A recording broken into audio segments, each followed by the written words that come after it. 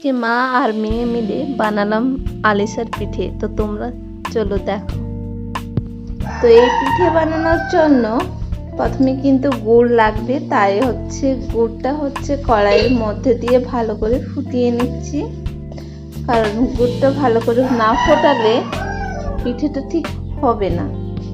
আর এভাবে গুড়টাকে অনবরত নেড়ে যেতে হবে, কারণ গুড়টা যদি নিচে বসে যায় তাহলে কিন্তু পোড়া পোড়া লাগতে পারে। তো দেখতে পাচ্ছি যে গুড়টা কি সুন্দর ফেনা ফেনা হয়ে গেছে। তো এখানে কুড়ে রাখা নারকেল আর বাদামকে হালকা থেতো করে রেখেছিলাম, সেগুলো দিয়ে দিলাম। সেগুলো ভালো করে মিশিয়ে নেওয়ার পর এখানে গুড়ি অল্প অল্প করে দিচ্ছি, আর করে দেখো ভালো করে মেশাতে হবে গুড়িটাকে, নাহলে কিন্তু একবারে যদি বেশি গুড়ি দেওয়া হয় তাহলে কিন্তু গুড়িটা মিশবে না ভালো করে। তাই মা এখানে যে অল্প অল্প করে আমাকে গুড়ি দিচ্ছে, আর আমি যে হাতা দিয়ে নাড়তে হবে। তো দেখতেই পাচ্ছ আমার ব্যাটারটা তৈরি করা হয়ে গেছে। তো আমি এখন এটাকে কড়া থেকে নামিয়ে নিব।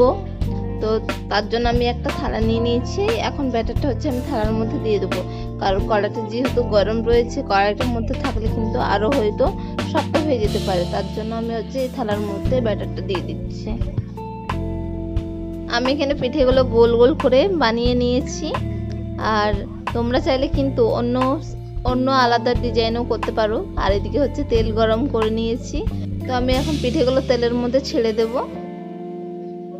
তো আমি পিঠেগুলোকে তেলের মধ্যে ছেড়ে দিয়েছি এখন। আর দেখতেই পাচ্ছ যে খুব কম সময়ের মধ্যে পিঠেগুলো হয়ে গেছে। দেখতে দেখতে কতগুলো পিঠে হয়ে গেছে। তোমরাও এইভাবে বানিয়ে ফেলো বাড়িতে আলিশার পিঠে, আর এগুলো কিন্তু অনেক দিন ধরে ভালো থাকে।